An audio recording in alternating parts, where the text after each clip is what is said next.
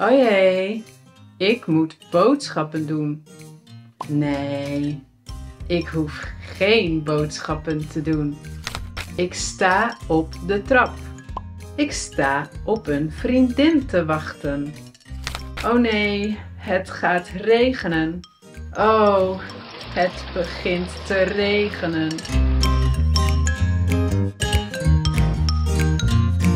Hallo allemaal, dat is to be. Vandaag gaan we kijken naar werkwoorden, hulpwerkwoorden, die te voor de infinitief krijgen. En in de intro hebben we gezien dat sommige hulpwerkwoorden geen te krijgen. En andere werkwoorden of hulpwerkwoorden krijgen wel te. Oké, even twee technische termen. Hulpwerkwoord en infinitief. Nou, wat zijn dat?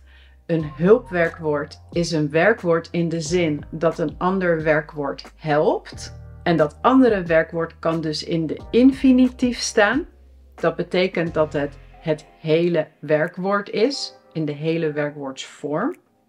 Maar soms is het andere werkwoord bijvoorbeeld een voltooid deelwoord. Die hebben ook hulpwerkwoorden nodig. Dus vandaag kijken we naar hulpwerkwoorden die vaak aan het begin van de zin staan en die dan een infinitief helpen, waar dan te meestal voor de infinitief staat. En die staan samen meestal aan het eind van de zin. En voordat we verder gaan wil ik mezelf even voorstellen aan alle nieuwe kijkers, want ik ben Kim.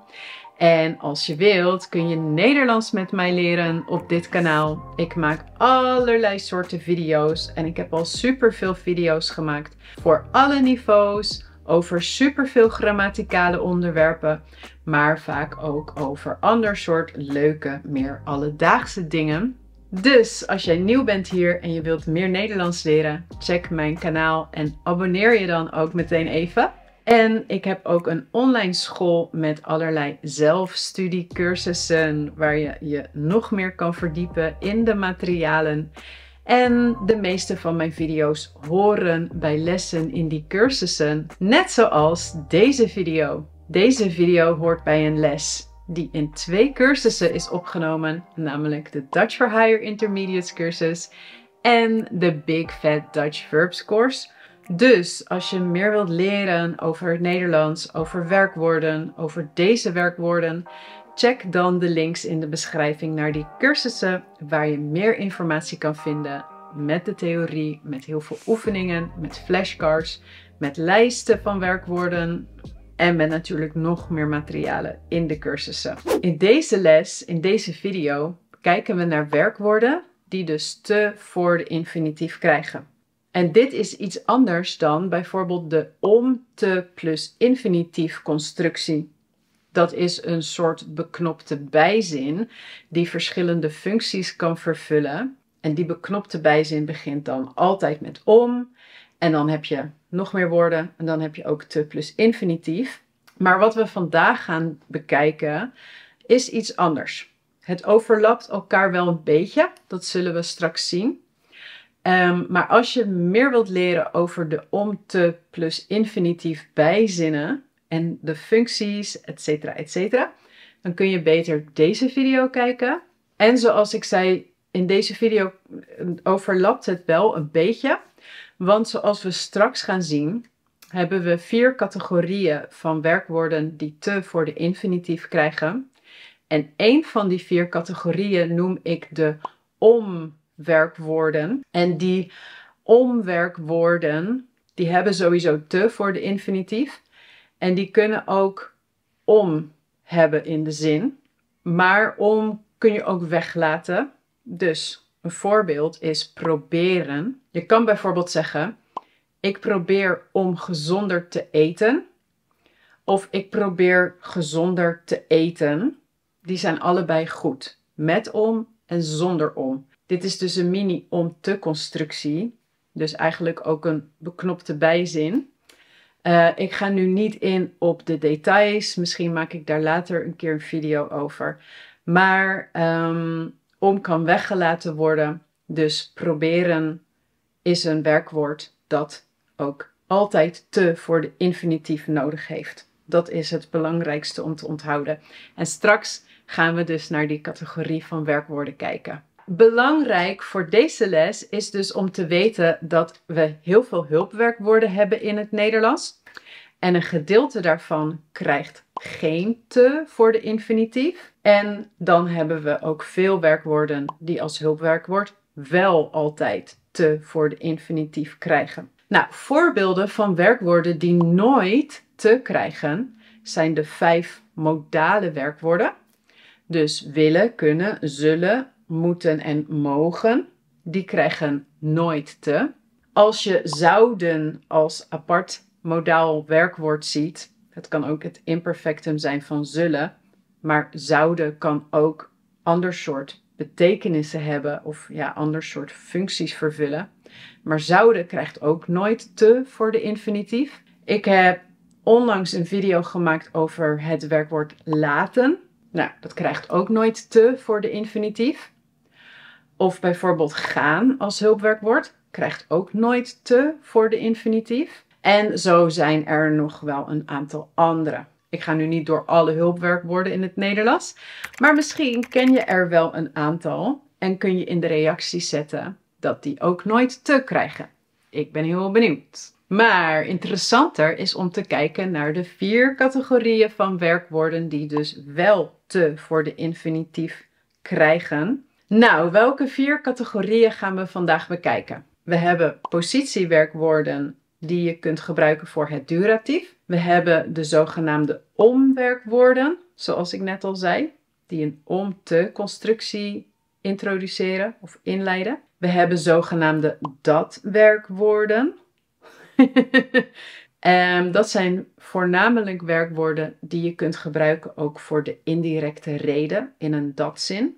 We gaan straks kijken, want dit klinkt een beetje abstract misschien. En in categorie 4 zitten nog wat overige werkwoorden. Dat is niet echt een categorie, het is gewoon overig. Nou, categorie 1. De positiewerkwoorden voor het duratief. Het duratief, wat is dat ook alweer?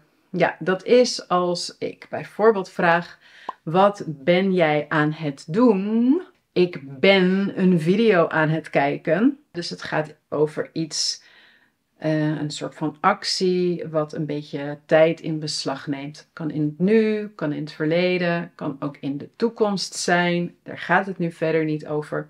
Maar meestal gebruiken we de zijn plus aan het plus infinitief constructie voor het duratief. Maar we hebben ook een variant waarbij je een positiewerkwoord gebruikt plus te plus infinitief. En die positiewerkwoorden zijn staan, liggen, zitten, lopen en soms ook hangen. Dus echt voor posities.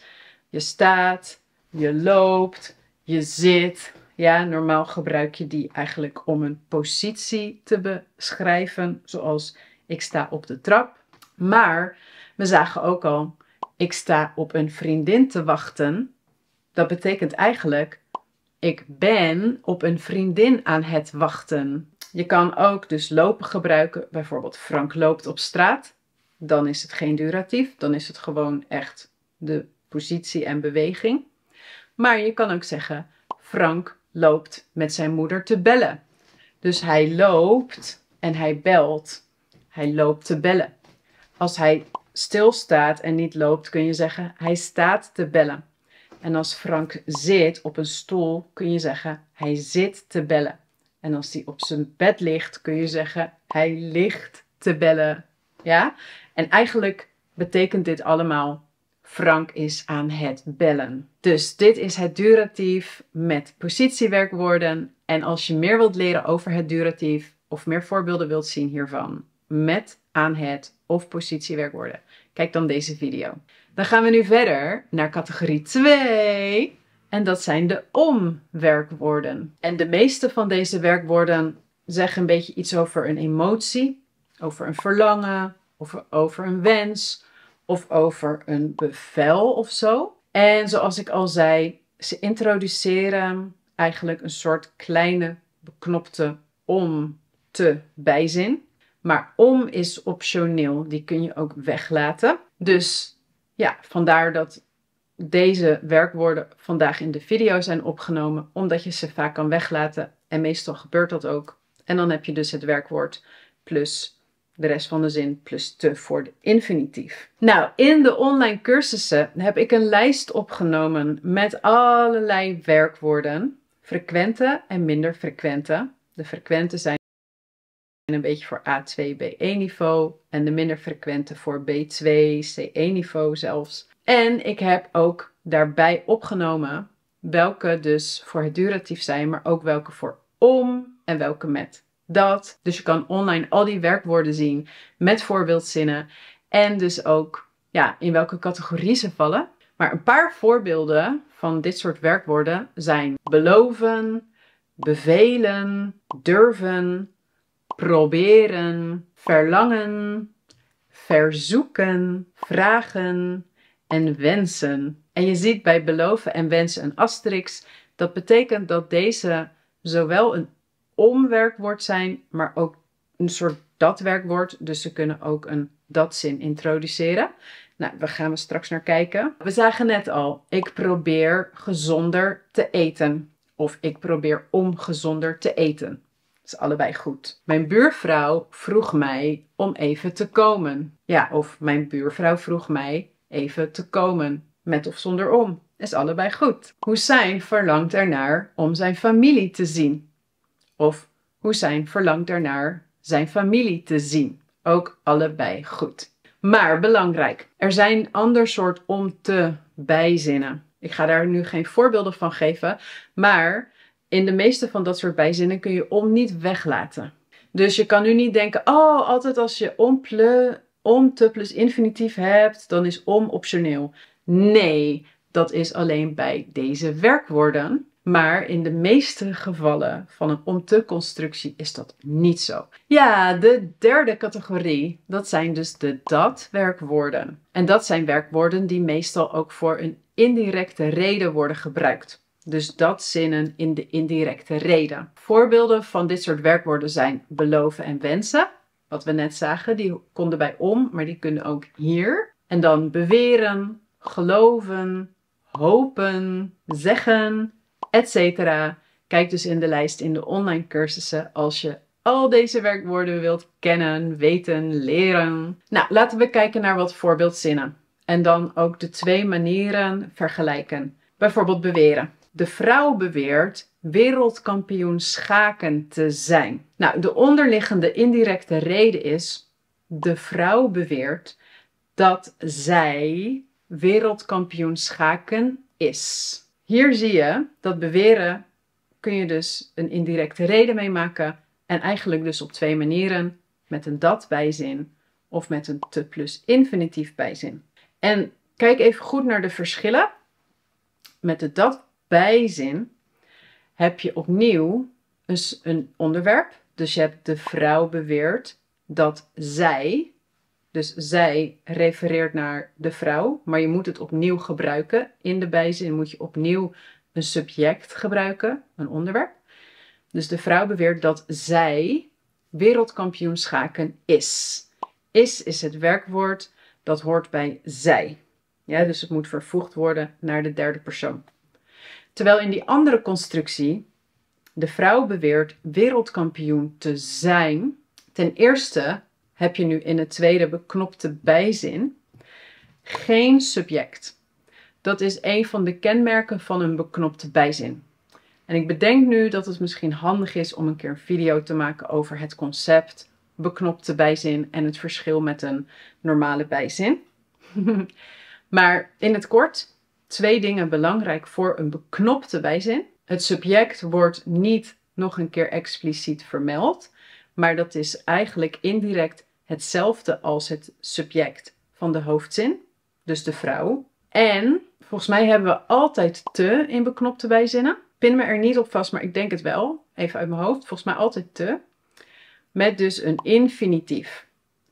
Dus in deze zin is zijn vervoegd naar de derde persoon, is. Want die hoort bij zij. Maar hier hebben we alleen een infinitief. In de beknopte bijzin heb je geen vervoegd werkwoord. Je hebt te plus infinitief. En geen expliciet subject. Oké. Veel informatie, hè? Laten we kijken naar nog wat voorbeelden. Misschien wordt het dan duidelijker. Beloven.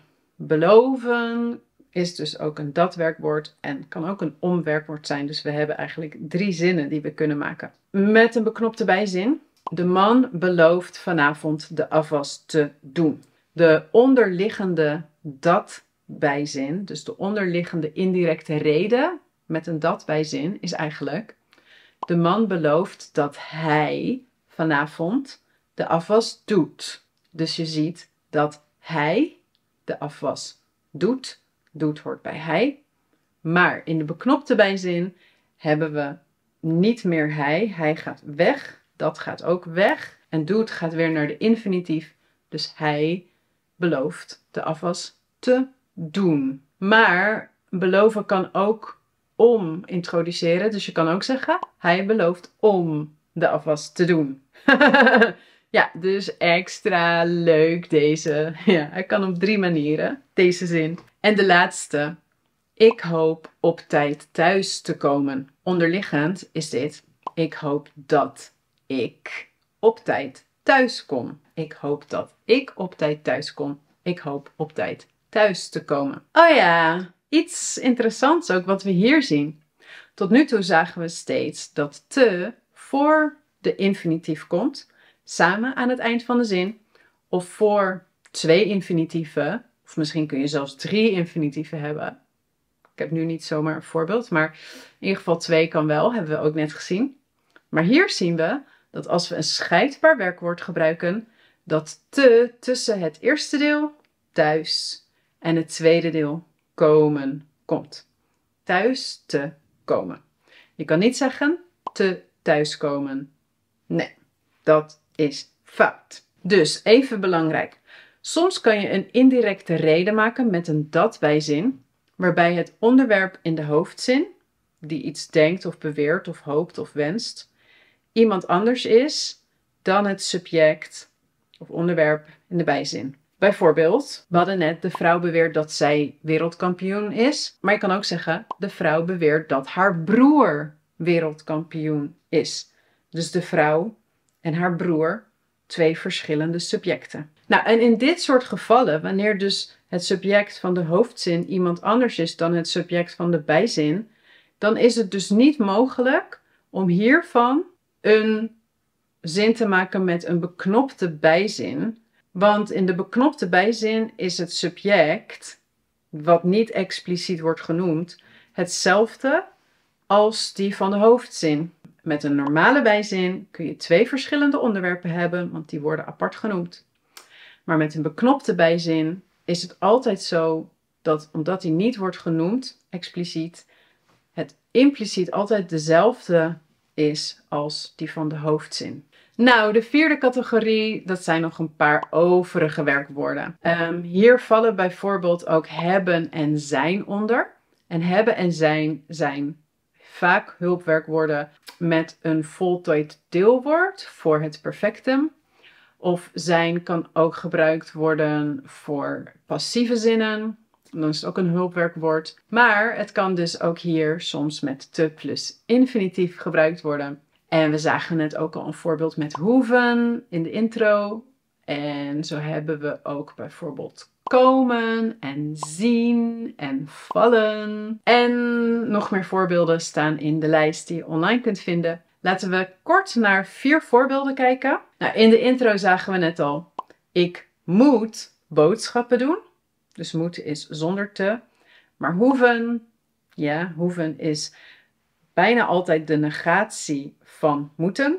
Dus je moet dan ook altijd een negatiewoord gebruiken. En te voor de infinitief. Ik hoef geen boodschappen te doen. Of je hoeft het me niet te vertellen. Ja, dus geen of niet in de zin, want het is bijna altijd met een negatie. Nou, bijvoorbeeld zien. Zien is meestal ja, met je ogen dat je visueel de input binnenkrijgt. Maar het kan ook als hulpwerkwoord gebruikt worden. Bijvoorbeeld, zie dat nog maar eens te veranderen. Heb je nog iets te doen? Dat is met hebben. Of met zijn. Is het een beetje te eten? Nou, en dan als laatste nog even over het vervoegen van deze werkwoorden en de plek in de zin. We hebben nu een aantal voorbeeldzinnen gezien waarbij steeds het hulpwerkwoord aan het begin van de zin stond, op de tweede plek of in vragen op de eerste plek. En in de tegenwoordige tijd of in het imperfectum. Het waren niet echt hele moeilijke constructies of zo. Maar soms kan het hulpwerkwoord ook een voltooid deelwoord zijn of zelf in de infinitief staan. En dan worden er nog extra hulpwerkwoorden toegevoegd. Dus dan krijg je een beetje ingewikkeldere zinnen. Bijvoorbeeld besluiten. Dus ik kan zeggen ik besluit om te sporten. Of ik besluit te sporten. Kan met om en kan zonder om. Maar je kan ook zeggen ik heb besloten te gaan sporten. Ja, besloten is nu het voltooid deelwoord. Heb is nog een extra hulpwerkwoord. En dan te gaan sporten. Of verplichten is ook een hulpwerkwoord met te. Ik verplicht jou iets te doen. Maar je kan ook een passieve zin maken. Wij werden verplicht mondmaskers te dragen. En deze kan ook met om of zonder om. Maar daar gaat het eigenlijk niet om. Pun intended. Het gaat nu erover dat we werden ook nog toevoegen als hulpwerkwoord. Wij werden verplicht mondmaskers te dragen. Of het staat zelf in infinitief. Bijvoorbeeld, verzoeken is een werkwoord met te plus infinitief. Bijvoorbeeld, ik verzoek je het pand te verlaten. Of als je een modaal werkwoord toevoegt zoals ik wil je verzoeken het pand te verlaten. Of om het pand te verlaten. Verzoeken kan ook weer met om. Of zelfs 2 hulpwerkwoorden kunnen we nog toevoegen. Ik zou je willen verzoeken het pand te verlaten. Ja, dus heel leuk dit soort zinnen met allemaal extra hulpwerkwoorden. Extra. Nou, in de online les staan nog meer voorbeelden. Dus als je meer wilt leren over alle zinstructuren en et cetera. En als je ook de werkwoorden wilt leren en daarmee wilt oefenen, check dan de links in de beschrijving naar de cursussen. Want ik ga het nu afsluiten en ik heb een beetje huiswerk voor jullie. Ik heb 4 zinnen.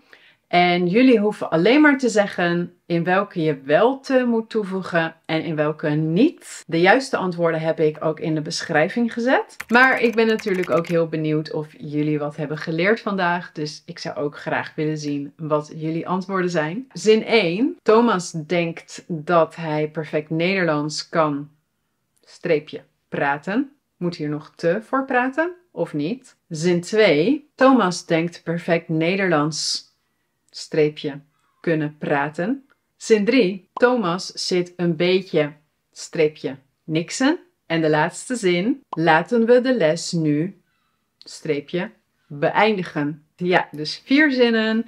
Laat het me weten. En als je deze video leuk vond, dan kun je hem een duimpje omhoog geven. En als je mensen kent die bezig zijn met hun Nederlands en je denkt dat ze ook mijn kanaal kunnen gebruiken, dan kun je natuurlijk altijd mijn video's delen. En als je nog niet was geabonneerd, dan kun je je nu abonneren. Verder wens ik jullie allemaal een super mooie dag en ik zie jullie heel snel in de volgende video.